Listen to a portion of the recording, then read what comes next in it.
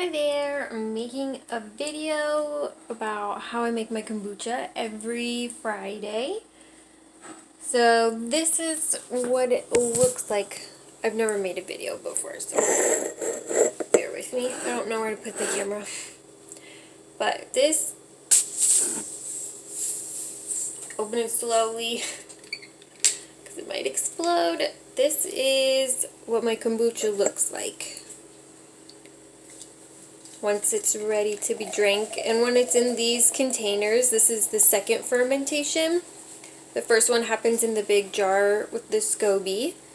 And look at how much of the bubbles we have. This is really good. This is my favorite kombucha. So I usually just drink half of one, and then I'll put the other half back in my cabinet. I don't refrigerate it.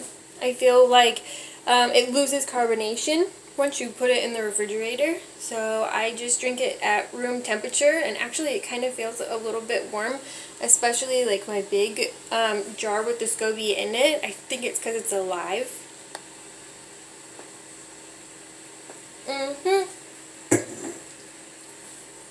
Super good. Room temperature, it never went in the refrigerator. Okay, over here we have water boiling. This is my biggest pot that I have, and I filled it up just enough so that I can pour it without spilling it. So at this point we've got some bubbles, so what I'm going to do is add like a little bit less than 1 cup of sugar. We can turn off the stove, and then I stir it in.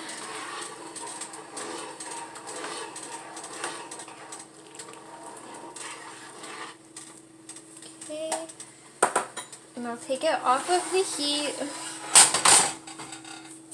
And then this is black tea, and it's tagless, and I just bought the biggest thing. It's 100 tea bags from Winco, and then I'll count out 7.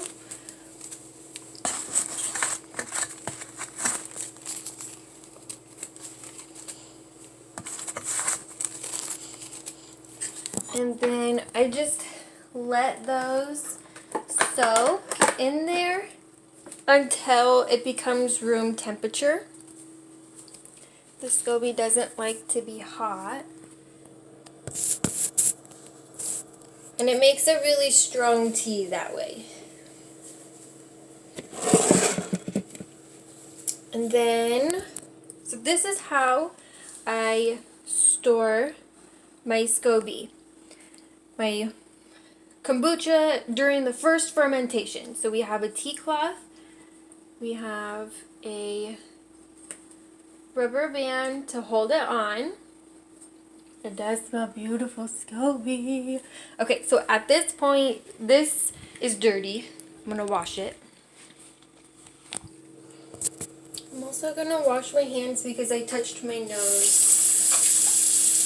We don't want any bad bacteria to grow in it. So keep everything nice and clean.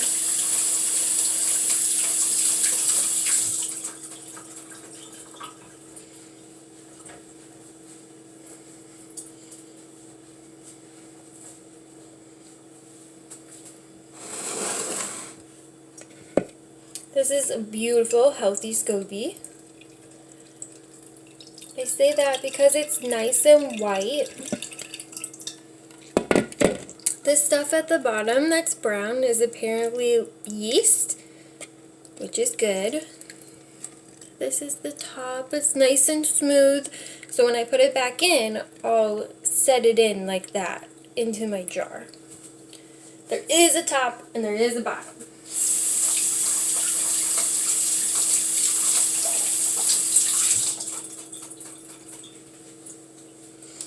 You'll get some yeasty deposits at the bottom. And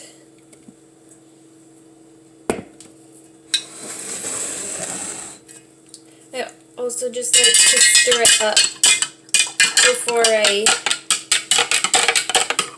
start the bottling process.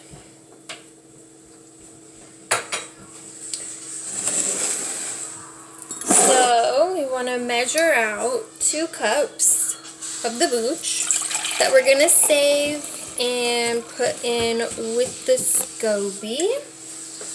What are you doing? I'm making a video about my kombucha.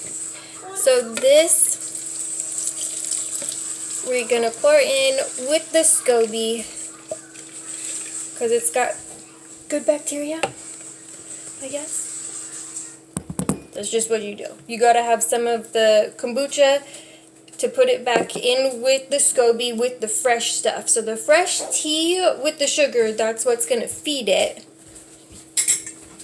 Wait, are you going to put that online? Can you not talk while I'm doing this? Thank you.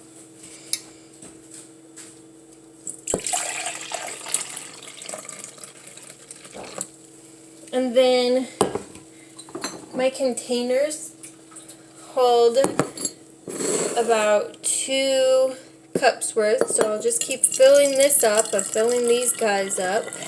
If I'm going to a party or if I'm going camping and I want to bring a lot for a lot of people to drink, I'll just put it in a growler, in a huge glass growler, because then I don't have to bring all these separate containers.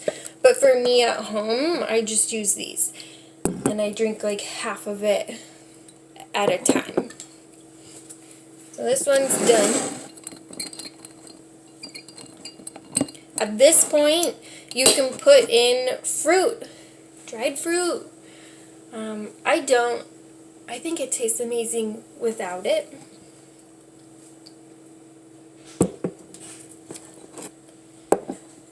So that'll be the process there. After I've completely emptied this container and I've put it into all of my jars, then I will, if there's like half of a cup left over, I'll take what's left and I'll put it in with the SCOBY, so then it's just reused, so I'm not throwing any away, or I'll just drink that, because it's fine to drink right now, but the longer you do the second fermentation, the more carbonated it is, so that's why you do that. Plus that's when you can add the fruits.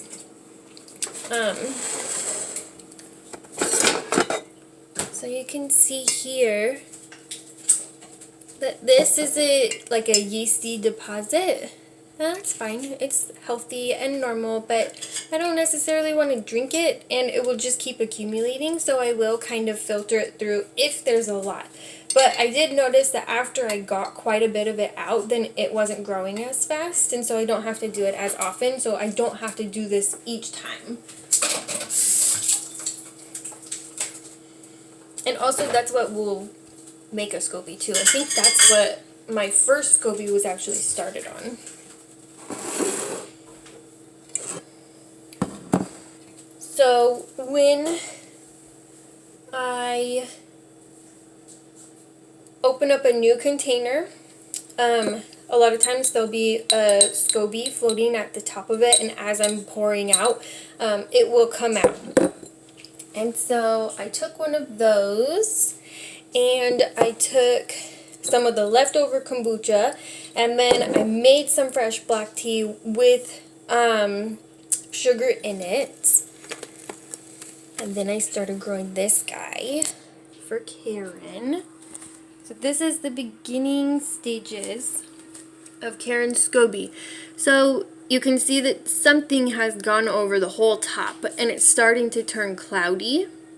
Oh my gosh, it's a little baby SCOBY. So what you do is, so right now it's in a small container, and it had like some kombucha and then some black tea. From here, what I would recommend doing is moving it to a larger container. So at that point, I would gently take the SCOBY out and put it in like a bowl, and then dump all of this liquid into the container, and then take your fresh black tea that's room temperature with sugar in it and pour that in there, and then put the SCOBY on top. The SCOBY will form to the size of the container. So you do want to leave a little headroom, and then you could let that sit for like 2 weeks, and at that point, what's in your jar, since it's been sitting for like 2 weeks, it's going to be pretty vinegary, so I wouldn't drink it. I would take most of it out. I would keep 2 cups of it, and then I would brew kombucha, and then, or I would brew my tea, and then I would put it all back in, and then I would just, in 1 week, take a look at the SCOBY. Is it the right size? Is it kind of white? You can take the SCOBY out and just sip on a little bit of your kombucha from your first ferment, and see if it's where you like it. If you think it tastes good, then go ahead and save it, and then brew your tea, and then have your next batch, and then you can drink what's in there. If it's too vinegary, that's okay, but you can just toss it. And then maybe next week, when you do it again, maybe that's going to be perfect. So, it will take a little bit to kind of clear out that really strong vinegar flavor, I noticed. So, yeah, just keep brewing once a week, and your SCOBY will keep getting bigger and bigger and bigger and growing more and more SCOBYs. So yeah, I do this every 7 days. If I go to like 10 days or so, it'll taste a little bit different, and it's still okay to drink, but I don't necessarily like it as much. Then at that point, I can either like add some grapefruit juice to it, and then that makes it more tolerable if I still wanted to drink it. It also makes it less carbonated. So the longer you go in this first ferment, the less carbonated it will be. I find that 7 days is perfect for a nice carbonated booch. And I think that's it. I think that's all I wanted to go over. Okay, so what's in my pan? Once it's room temperature, I'll take the tea bags out and I'll squeeze them over the pot, and then I'll throw them away, and then I'll take this to the sink. It'll be empty and clean, and then I'll dump the tea in. I think that it usually goes probably to about where this line is here, and then I'll fill it up to this line with cold water. And that's just so that I have enough liquid to fill up the whole thing. And then I'll hold the SCOBY up, and then I'll dump in this liquid, and then that usually goes to like here. And then I'll put the SCOBY in gently, and I'll put a clean cloth on and my rubber band, and then I'll put it in the cupboard, so it's in a dark place, and it's in my kitchen, so it doesn't ever get too hot or too cold. I had it in the garage before in the winter time, and it wasn't happy, so I find that that's what works for me. Now I think that's everything.